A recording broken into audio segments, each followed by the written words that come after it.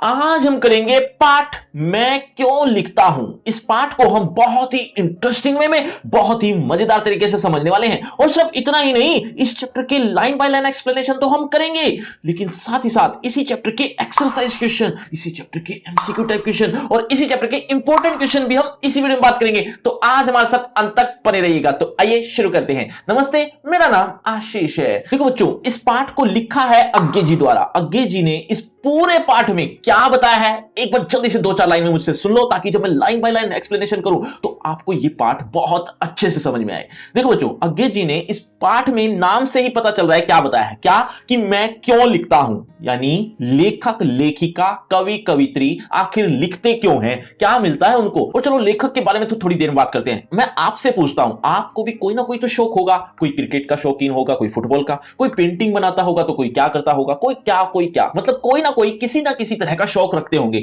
कुछ ना कुछ एक्स्ट्रा भी करते होंगे। स्टडी से हटकर भी आप कोई ना कोई तो काम करते ही होंगे। तो बच्चों, आपको क्या मिलता है ऐसा करके, जैसा भी आप करते हैं। यानी कुछ क्रिकेट खेल लेते हैं, कोई पेंटिंग में का शौकीन होता है, तो कोई क्या तो आपको क्या मिलता है। दरअसल जो जवाब आप अपने आप को दे पा रहे होंगे, वही जवाब ये भी है कि मैं क्यों लिखता हूं। अर्थात लेखक, लेखिका, कवि, कवित्री आखिर लिखते क्यों हैं। दरअसल मैं भी थोड़ा बहुत बता देता हूं कि इस पाठ में लेखक ने क्या बताया है। लेखक कहते हैं कि दरअसल ये बात लिखकर ही पता चल सकती है कि मैं लिखता क्यों हूं।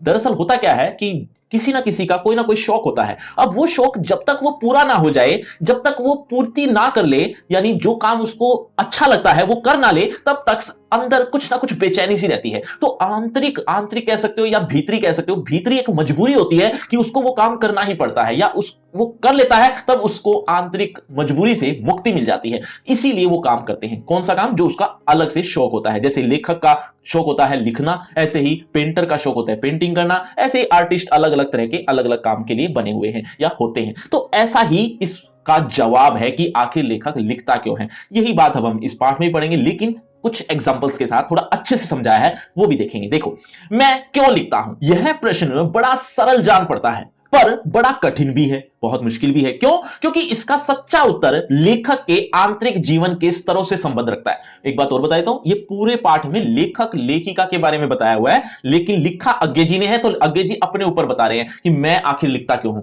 लेकिन ये जवाब सभी लेखक, लेखिकाओं के लिए है। तो क्या है? क्योंकि इसका उत्तर, सच्चा उत्तर लेखक के आंतरिक जीवन के स्तरों से संबंध रखता है। आंतरिक जो जीवन होता है लेखक का, उसके लेवल पर आधारित ये इसका उत्तर लिख सकते हैं। उन सबको संक्षेप में कुछ वाक्यों में बांध देना आसान तो नहीं है। मतलब वो सब चीजों को लिखना, बताना, ये इतना आसान तो है नहीं, न जाने संभव भी है या नहीं। हां, इतना ही किया जा सकता है कि उनमें से कुछ का स्पर्श किया जाए, यानी उनमें से कुछ बातों को बता दिया जाए। अब लेखक उनको कुछ बातों को बताएगा, वो आपको समझा देगा कि आखिर लेखक लिखते क्यों हैं या मैं क्यों लिखता हूं। ये बात लेखक बड़ी आसानी से आपको समझाने वाला है। देखिएगा, विशेष रूप से ऐसों को जिन्हें जानना दूसरों के लिए उपयोगी हो सकता है। ऐसा भी हो सकता है ना कि किसी ना किसी के लिए कुछ उपयोगी हो, इसीलिए उन चीजों को तो स्पर्श कर ही लिया जाए। स्पर्श करने का मतलब उन चीजों को तो बता ही दिया जाए। तो वही अब बताएंगे लेखक, लेकिन उससे पहले लेखक का नाम अभी अभी 1 मिनट पहले ही मैंने बताया था। एक बार जल्दी से कमेंट करके बताओ, देखना चाहता हूं कितने बच्चे मेरी बातें ध्यान से सुन रहे हैं। अब आगे देखिए, एक उत्तर तो यह है कि मैं इसलिए लिखता हूं कि स्वयं जानना चाहता हूं कि क्यों लिखता हूं। लिखे बिना इस प्रश्न का उत्तर नहीं मिल सकता, है ना। वास्तव में सच्चा उत्तर यही है। क्या? लिखकर ही लेखक उस आभ्यंतर यानी भीतरी, मैंने बताया था ना, भीतरी विवशता, विवशता यानी मजबूरी। तो जो भीतरी मजबूरी होती है वो उसको पहचानता है, जिसके कारण उसने लिखा, और लिखकर ही वह उससे मुक्त हो जाता है। क्योंकि अगर वो नहीं लिखता तब उसके अंदर बेचैनी सी बनी रहती है, इसीलिए वो उस मजबूरी से मुक्ति पाने के लिए लिखता है। मैं भी उस आंतरिक विवशता यानी आंतरिक भीतरी मजबूरी से मुक्ति पाने के लिए और तटस्थ होकर, तटस्थ यानी अलग होकर उसे देखने और पहचान लेने के लिए लिखता हूं। क्या? कि मैं भी तो देखूं आखिर मैं लिख क्यों रहा हूं, इसीलिए भी लिख देता हूं। जैसे ये पाठ ही समझ लो, ये पाठ भी तो इसीलिए लिखा है कि आखिर लेखक लिखता क्यों है, ये बताने के लिए। मेरा विश्वास है कि सभी कृतिकार, अच्छा अब एक बात और समझने लायक है कि ये कृतिकार या कृति होता क्या है। कृति का मतलब होता है रचना करना, और कृतिकार मतलब रचना करने वाला। लेकिन फिर भी कृति और रचना, ये दोनों में फर्क होता है। क्या फर्क है? ध्यान से सुनो। कोई ऐसा भी होता है जो अपने आप ये काम करता है, मतलब कोई लेख है लिखना है, मैं आपके ऊपर ले लेता हूं या किसी बच्चे का ऊपर ले लेता हूं कि किसी को पेंटिंग करने का शौक है। अब वो पेंटिंग करता है, एक टाइम के बाद वो प्रसिद्ध भी हो जाता है, होने के बाद होने के बाद उसको बाहरी रूप से भी तो दबाव मिलता होगा, मतलब कोई पैसा भी तो देता होगा कि ये लो, आप बहुत अच्छे पेंटर हो, बहुत अच्छी आर्ट बनाते हो, ये पैसा लो, हमारे लिए इस तरह की आर्ट बना दो। तो वो क्या करेगा, वो उस तरह की आर्ट भी बना देगा। इसका मतलब क्या है, बाहरी दबाव भी था उसके जीवन में। लेकिन ये कब हुआ, ये थोड़ा फेमस होने के बाद, लेकिन उससे पहले तो उसकी आंतरिक मजबूरी थी ही ना। और अब जब पैसा मिल रहा है तो ऐसा नहीं है कि अब आंतरिक मजबूरी नहीं है, आंतरिक मजबूरी तो है ही, वो बनाना तो वैसे भी चाहता था, लेकिन बाहरी रूप से भी कोई दबाव आ गया, यानी पैसा आने लग गया, किसी ने कह दिया कि आप बनाओ इसके ऊपर, तो वो उसके लिए भी लिख लेता है। तो भीतरी मजबूरी भी दूर हो जाती है और पैसा भी मिल जाता है। लेकिन कई बार ऐसा भी होता है, कैसा, कि वो सिर्फ और इसीलिए लिख रहा है क्योंकि उसको बाहरी दबाव मिल रहा है, पैसा मिल रहा है। वो सोचता है कि पैसा चला जाएगा, इससे अच्छा मैं कुछ भी कैसा भी बना ही देता हूं। मतलब आंतरिक मजबूरी इतनी ज्यादा नहीं थी। आंतरिक मजबूरी से जो लिखता है ना, वो बहुत अच्छा रचना करता है, बहुत अच्छी रचना होती है उसकी, चाहे वो पेंटिंग कर रहा हो, चाहे कोई लेखन कर रहा हो, चाहे और कुछ कर रहा हो, वो आंतरिक रूप से कर रहा है ये काम। तो जो भीतरी मजबूरी थी ना, मतलब जिसका शौक था कि मुझे ये काम करना है, उसको तो कहते हैं कृति, ठीक है। और एक जो बाहरी दबाव के लिए ही किया गया हो, वो होती है रचना। ये एक फर्क मान लो, ये दोनों में फर्क होता है, एक कृति और एक रचना। और एक बात और भी बता देता हूं कि ऐसा भी होता है कई बार, बाहरी दबाव तो है ही लेकिन आंतरिक मजबूरी भी है, तो वो भी कृति ही कहलाएगी। मैं एक बार रिवाइज करवा रहा हूं, कृति वो होती है जो आंतरिक रूप से लिखी गई है, यानी आंतरिक रूप से रचना की गई है, चाहे वो लेखन हो चाहे वो पेंटिंग हो। आंतरिक रूप से मतलब कि उसका मन था कि मुझे इस पर काम करना है, इसको ऊपर कोई पेंटिंग बनानी है, इसके ऊपर कुछ लिखना है, वो होती है कृति। और जो बाहरी दबाव से ही लिखा जा रहा है सिर्फ क्योंकि उसको बस एक दबाव बना हुआ है कि उसको ये काम करना है, तो वो बना लेता है जैसे तैसे, क्योंकि इतना अच्छा रचनाकार तो है ही वो, तो कुछ तो अच्छा कर ही लेता है, लेकिन वो बाहरी रूप से बनी है, इसीलिए उसको कहते हैं रचना। तो कृति और रचना में ये फर्क होता है। अब आप अच्छे से समझ गए होंगे, इसी के ऊपर पूरा पाठ है, इसलिए मैंने थोड़ा टाइम लगाकर आपको समझाया। अब देखिए, आगे देखिए। मेरा विश्वास है कि सभी कृतिकार, क्योंकि सभी लेखक कृतिकार नहीं होते, है ना, क्योंकि कई लेखन भी तो करते हैं, सिर्फ सिंपल लेखन, तो सभी कृतिकार नहीं होते, न उनका सब लेखन कृति होता है। सारा लेखन कृति भी नहीं हो सकता, क्योंकि कुछ चीजें उनके मन से आई थी, वो तो कृति है, बाकी सब लेखन ही है। सभी कृतिकार इसलिए लिखते हैं, मतलब उनकी भीतरी मजबूरी के कारण कृतिकार वो करते हैं। अब बाहरी लेखन के लिए तो हर कोई कर ही लेता है। यह ठीक है कि कुछ ख्याति मिल जाने के बाद, ख्याति यानी प्रसिद्ध हो गए, प्रसिद्ध होने के बाद कुछ बाहर की व्यवस्था यानी बाहरी मजबूरी। किस तरह की मजबूरी होती है, वो 3 तरह की होती है, आगे आया हुआ है देखो। व्यवस्था से भी लिखा जाता है। कौन कौन सी मजबूरी, जैसे संपादकों के आग्रह से, संपादक आग्रह करते हैं, आग्रह यानी रिक्वेस्ट करते हैं, संपादक यानी अखबार का एडिटर, कि हमारे लिए भी कुछ लिख दो, हमारे अखबार के लिए भी कुछ लिखो, तो संपादकों का आग्रह होता है, इसलिए भी लिखते हैं। या फिर कई बार प्रकाशक के तकाजे से भी लिखते हैं। प्रकाशक यानी कुछ छापने वाले, जो कोई किताब छाप रहा है या कोई और कुछ छाप रहा है, तो उस तरह के छापने वाले जो प्रकाशक होते हैं, उनके आवश्यकताएं होती हैं, इसीलिए लेखन लिख देता है। और आर्थिक आवश्यकता से, मतलब अब खुद को भी तो आर्थिक मजबूरी होती है, आर्थिक मतलब पैसों की जरूरत होती है, इसीलिए भी लेखन लिख दिया जाता है। तो ये 3 तरह के बाहरी दबाव होते हैं जिसके कारण लेखक लिखते हैं। चलिए आगे देखिए। अब आगे ये लिखा हुआ है कि लेखक को जरूर पता होता है कि ये मेरी कृति है या साधारण रचना, मतलब कि उसने अपने मन से लिखा है या बाहरी दबाव से लिखा है, उसके मन में था नहीं इसीलिए उसने लिख दिया। तो लेखक को जरूर पता होता है ये बात, और वो अपने अंदर, अपने सामने एक ईमानदारी रखता है कि ये मेरी कृति है, ये मेरी साधारण रचना या लेखन है, यही लिखा हुआ है देखो। पर एक तो कृतिकार हमेशा अपने सम्मुख ईमानदारी से यह भेद बनाए रखता है कि कौन सी कृति भीतरी प्रेरणा का फल है, मतलब अंदर से आई है वो मजबूरी, कौन सा लेखन बाहरी दबाव का। दूसरा यह भी होता है क्या, कि बाहर का दबाव वास्तव में दबाव नहीं रहता। कई बार ऐसा भी तो होता है ना कि सिर्फ बाहर का दबाव मिलेगा तो ही लिखूंगा, नहीं ऐसा नहीं होता। लेखन तो अपना लेखन करते ही हैं, सॉरी लेखक अपना लेखन तो करते ही हैं, लेकिन बाहरी दबाव भी मिल रहा है तो क्या जाता है उनका, तो वो बाहरी दबाव भी ले लेते हैं, यानी पैसा भी ले लेते हैं। अंदर की मजबूरी तो थी ही, वो लिख लिया उन्होंने। तो ऐसा ही कुछ लिखा हुआ है कि हर बार वो वास्तविक दबाव, बाहर का दबाव बना नहीं रहता, वह मानो भीतरी उन्मेष यानी आंतरिक जो ज्ञान है ना, उन्होंने जो लिखना था उसका कारण बन जाता है। मतलब बाहरी दबाव भी आ गया, अंदर आंतरिक मजबूरी भी थी, दोनों ही बातें होने के कारण वो एक कारण बन गया बाहरी दबाव कि हमने लिख दिया, लेकिन दरअसल उनका आंतरिक ज्ञान भी था जो उनको लिखने पर मजबूर कर रहा था। आगे देखिए, यहां पर कृतिकार के स्वभाव और आत्मानुशासन का महत्व बहुत होता है। मतलब कृतिकार का स्वभाव कैसा है इस पर भी डिपेंड करता है। कुछ ऐसे आलसी जीव भी होते हैं, अब आगे के पैराग्राफ में ये लिखा हुआ है कि ऐसे आलसी जीव भी हैं जो बाहरी दबाव के बिना लिख भी नहीं पाते। मतलब बाहरी दबाव आएगा तो मैं लिखूं, अदरवाइज नहीं। ये बिल्कुल वैसा ही है जैसे कोई अलार्म लगा लेता है उठने के लिए, लेकिन कई बार वो समय से पहले उठ जाता है, होता है ना, आपके साथ भी ऐसा ही होता हो कभी। तो समय से पहले उठ गया लेकिन वो फिर भी सोया रहता है तब तक जब तक अलार्म ना बज जाए। मतलब अलार्म क्या है यहां पर, अलार्म यानी कोई पैसा दे तो हम उठें, यानी हम लेखन करें, लेकिन वो पहले उठ जाए तो उठते नहीं अपने बिस्तर से, यानी उनके मन में आ भी गया कि इस टॉपिक पर लिखना चाहिए, लेकिन वो लिखेंगे नहीं। कब तक नहीं लिखेंगे? जब तक कोई बाहरी दबाव नहीं आ जाता। लेखक कहता है कि मैं भी कुछ ऐसा ही मान लो, लेकिन मेरे अंदर थोड़ा फर्क है कि मैं उठ तो जाता हूं, मतलब बिस्तर से अगर अलार्म बजने से पहले मैं उठ भी गया तो, यानी कहने का मतलब उसको उसके मन में आ गया कि मुझे लिखना है तो वो लिख देता है। लेकिन अगर बाहरी दबाव आ गया, यानी पैसा, अलार्म बज गया, पैसा आ रहा है, तो उसमें कोई हानि भी नहीं होती उसे। यानी पैसा आ रहा है तो किसको बुरा लग रहा है? अच्छी बात है। हमारा मानसिक वैसे भी आंतरिक जो मन है वो यही कह रहा था कि लिख दे। बाहरी दबाव और मिल रहा है तो इसमें तो सोने पे सुहागा वाली बात हो गई। यही कुछ लिखा हुआ है। देखिए, कुछ ऐसे आलसी जीव होते हैं कि बिना इस बाहरी दबाव यानी पैसों के बिना वो लिख भी नहीं पाते। इसी के सहारे उनके भीतर की व्यवस्था स्पष्ट हो जाती है कि उनके भीतर की व्यवस्था है नहीं, बस बाहरी दबाव ही था बस। यह कुछ वैसा ही है जैसे प्रातःकाल नींद खुल जाने पर कोई बिछोने पर तब तक पड़ा रहे जब तक घड़ी का अलार्म न बज जाए। लेकिन जो वास्तव में लेखन करना चाहता है या करता है, वो इस बाहरी दबाव के प्रति समर्पित नहीं होता कि मुझे कुछ मिले तो मैं लिखूं।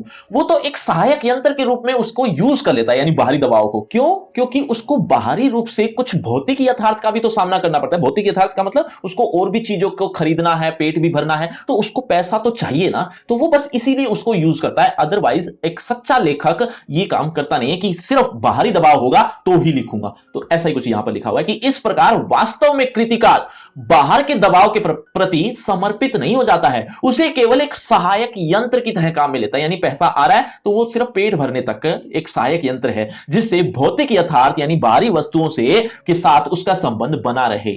मुझे इस सहारे की जरूरत नहीं पड़ती, किस सहारे की? यानी पैसों की। लेकिन कभी उसे बाधा भी नहीं होती कि अगर कोई दे रहा है तो मैं मना भी नहीं करता। उठने वाले की तुलना को बनाए रखूं तो कहूं कि सवेरे उठ तो जाता हूं, यानी लेखक उठ तो जाता है, पर और वो भी अपने आप ही, पर अलार्म भी बज जाए तो उसमें कोई हानि नहीं मानता, अर्थात पैसा आ रहा है तो क्या बुरा है। अब अगले पैराग्राफ में लेखक भीतरी विवशता को उदाहरण के साथ समझाता है और अच्छे से एक्सप्लेन करता है। आपको अब अच्छे से क्लियर भी हो जाएगा भीतरी व्यवस्था क्या होती है जो लेखन करने पर मजबूर करती है। मैं आपको एक एग्जांपल देता हूं, यहां पर भी एक एग्जांपल है, लेकिन मैं अपनी तरफ से एक एग्जांपल दे रहा हूं। दरअसल मुझे आपको ये अनुभव और अनुभूति समझाना है कि अनुभव और अनुभूति में फर्क क्या है।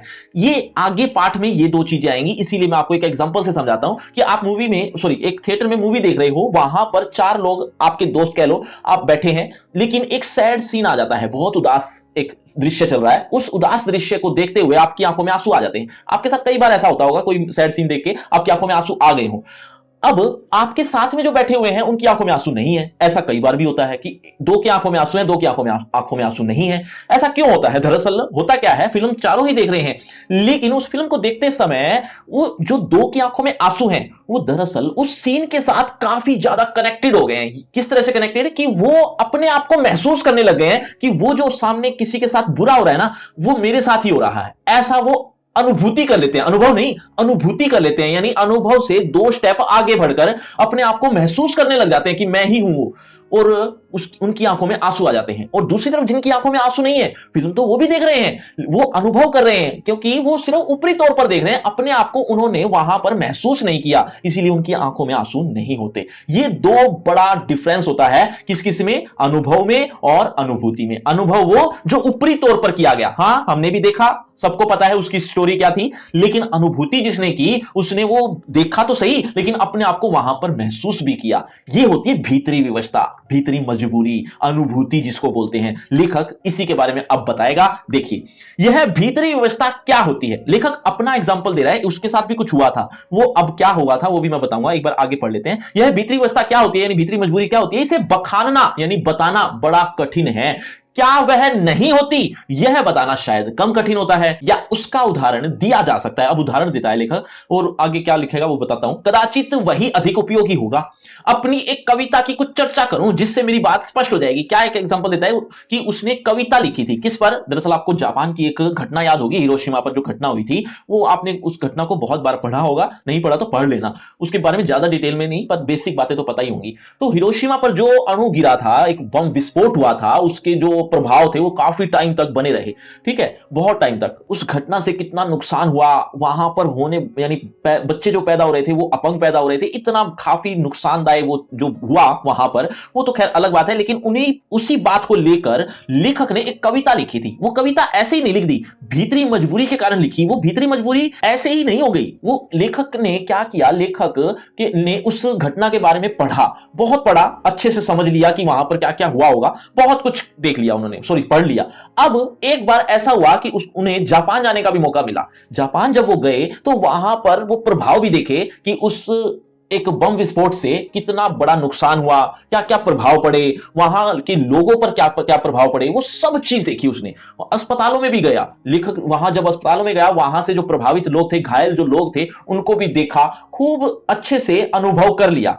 लेकिन अंदर से एक आवाज नहीं आई कि मुझे एक इस टॉपिक पर एक कविता लिखनी चाहिए। इसीलिए उसने लिखा नहीं। लेखक है, लिखना तो चाहता था, लेकिन एक भीतरी मजबूरी तो हो, लेकिन वो हुई नहीं। अनुभव जरूर हो रहा था उसे, अनुभव से वो बहुत कुछ देख रहा था, समझ रहा था, पढ़ रहा था, लेकिन अनुभूति नहीं हो पा रही थी। अब क्या हुआ, एक बार वैसे ही वो उस वहां पर वो टहल रहा था, टहलते टहलते एक पत्थर दिखा। कैसा पत्थर था आपको दिखाता हूं, कुछ इस तरह का पत्थर उसे दिखा। अब यहां पर एक मानव की छाया छपी हुई थी।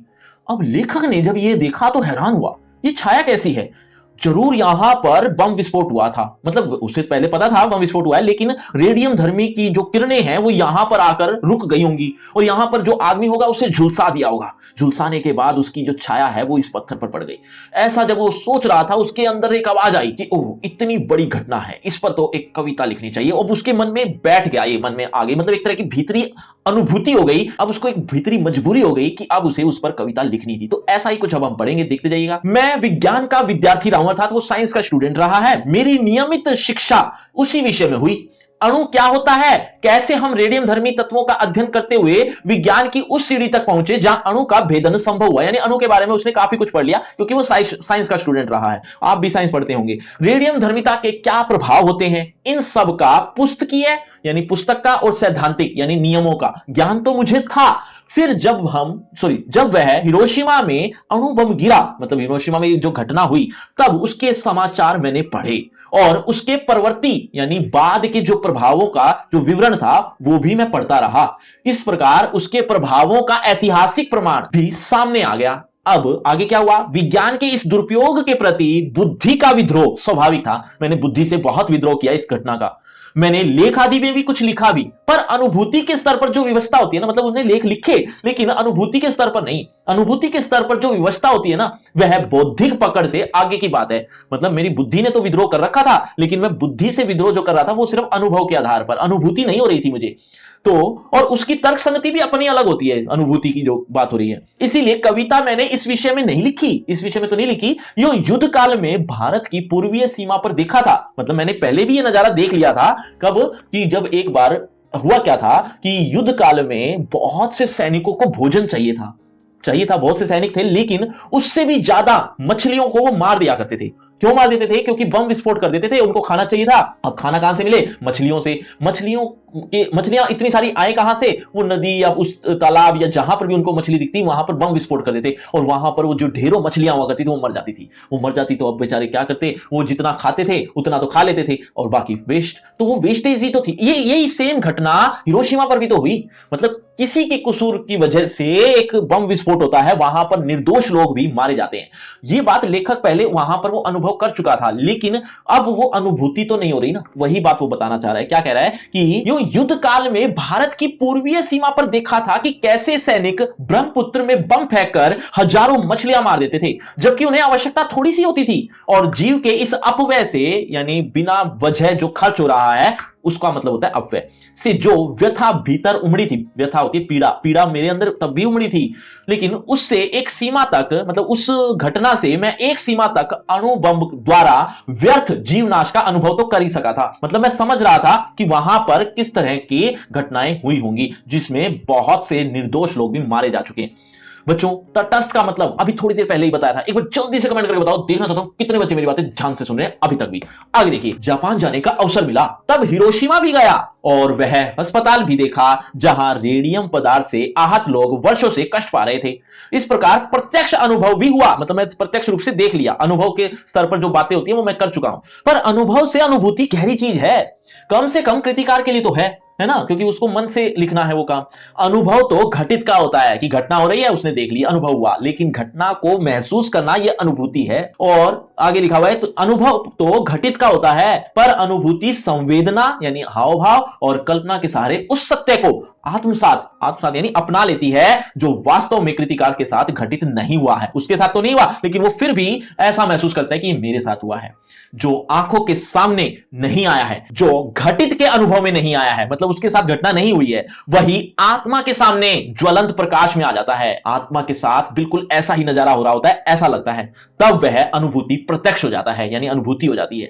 तो हिरोशिमा में सब देखकर भी तत्काल कुछ नहीं लिखा, क्योंकि इसी अनुभूति प्रत्यक्ष की कसर थी, अनुभूति नहीं हो पा रही थी। फिर एक दिन वहीं सड़क पर घूमते हुए देखा कि एक जले हुए पत्थर पर एक लंबी उजली छाया है। विस्फोट के समय, अब वो लेखक सोच रहा है क्या कि विस्फोट के समय कोई वहां खड़ा रहा होगा और विस्फोट से बिखरे हुए रेडियम धर्मी पदार्थ की किरणें उसमें रुद्ध हो गई होंगी, मतलब रुक गई होंगी। जो आसपास से आगे बढ़ गई, उन्होंने पत्थर को झुलसा दिया। जो उस व्यक्ति पर अटकी, उन्होंने उसे भाप बनाकर उड़ा दिया होगा। मतलब ये बातें वो सोच रहा है लेखक कि उस आदमी की तो भाप बनकर वो उड़ चुका होगा। इस प्रकार समूची ट्रेजेडी, यानी ये जो पूरी दुखद घटना थी, जैसे पत्थर पर लिखी गई हो, ऐसा मुझे अनुभव हुआ। मतलब उस पत्थर को देखकर ही मेरे सामने वो पूरी घटना अनुभूति के रूप में सामने आ गई। अब क्या किया लेखक ने उस पर लेखन कर लिया, यानी कविता लिखी। वो कविता आपके बुक में सबसे लास्ट में लिखी भी हुई है, जरूर देखना। बच्चों, लेखक किस सब्जेक्ट का विद्यार्थी रहा है, एक बार जल्दी से कमेंट करके बताओ, देखना चाहता हूं कितने बच्चे अभी तक भी बहुत ध्यान से सुन रहे हैं। आगे देखिए, उस छाया को देखकर जैसे एक थप्पड़ सा लगा। अवाक इतिहास, यानी वो इतिहास ही तो बन चुका था वो घटना, वो इतिहास जैसे भीतर कहीं सहसा यानी अचानक एक जलते हुए सूर्य सा उगाया और डूब गया। मतलब अचानक से मेरी आंखों के सामने आया और चला गया। ऐसा मतलब मुझे अनुभव कह लो या अनुभूति कह लो, वो अनुभूति होने लगी। मैं कहूं कि उस क्षण में अणुविस्फोट मेरे अनुभूति प्रत्यक्ष में आ गया। एक अर्थ में मैं स्वयं हिरोशिमा के विस्फोट का भोक्ता बन गया। मतलब मैंने ऐसा अनुभव करने लगा जैसे वो सब चीजें मेरे सामने हो रही हो, मैं उसका भोक्ता बन गया। इसी में से वह विवशता जागी, विवशता यानी मजबूरी आई। कैसी मजबूरी कि मुझे इस पर लिखना चाहिए। भीतर की आकुलता यानी बेचैनी, आकुलता यानी बेचैनी, भीतर की जो बेचैनी है वो बुद्धि के क्षेत्र से बढ़कर, अभी तक वो बुद्धि से सोच रहा था, लेकिन वो बुद्धि के क्षेत्र से बढ़कर संवेदना के क्षेत्र में आ गई, अर्थात उसे अनुभूति हो गई। फिर धीरे धीरे मैं उससे अपने को अलग कर सका, मतलब उससे मुक्ति कैसे मिलती, यानी लिखकर तो उससे वो अलग हो सका। और अचानक एक दिन मैंने हिरोशिमा पर कविता लिखी। जापान में नहीं लिखी, भारत लौट कर लिखी, रेलगाड़ी में बैठे बैठे।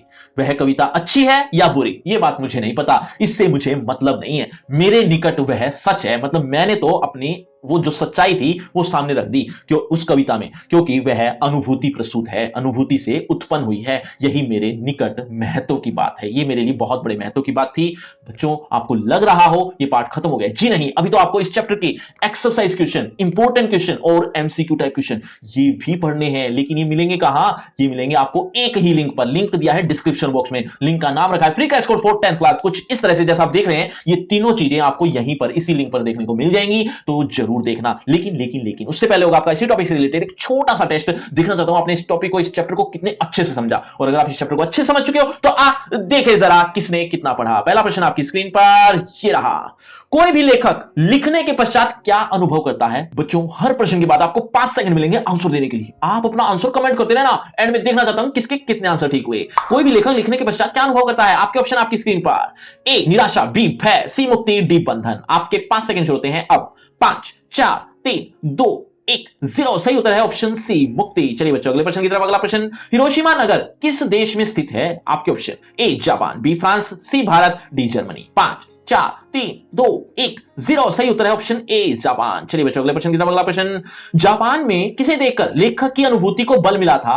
आपके ऑप्शन। ए जापान के लोगों को, बी जापान की सड़कों को, सी पत्थर पर बनी छाया को, डी जापान की घटना के वर्णन को। आसान सा है। 5 4 3 2 1 0। सही उत्तर है ऑप्शन सी। चलिए बच्चों, अगले प्रश्न की तरफ। अगला प्रश्न, लेखक के अनुसार कोई लेखक लिखता क्यों है? आपके ऑप्शन। शौक के लिए, बी अभ्यंतर व्यवस्था के लिए, सी दिखावे के लिए, डी प्रसिद्धि के लिए। सोच समझ कर जवाब देना। 5 4 3 2 1 0 सही उत्तर है ऑप्शन बी। तो बच्चों ये है आपका रिपोर्ट कार्ड, ध्यान से देख लीजिए, पढ़ लीजिए। और हाँ, आपके टोटल मार्क्स कितने हैं ये कमेंट करना मत भूलना। और आपकी क्लास से रिलेटेड एक फ्री क्रैश कोर्स आ गया जो कि बिल्कुल फ्री है, लिंक आपको डिस्क्रिप्शन बॉक्स में सबसे ऊपर मिल जाएगा, तो वो जरूर देखना। इसमें आपको एक ही पेज पर ए टू जेड सिलेबस आपकी क्लास का मिल जाएगा, कहीं भटकने की भी जरूरत नहीं पड़ेगी, तो वो जरूर देखना। और अगर आपको मुझसे पर्सनल बातचीत करनी है तो सभी सोशल मीडिया के लिंक डिस्क्रिप्शन बॉक्स में है, आ जाइए, बातचीत करते हैं। शुक्रिया, धन्यवाद।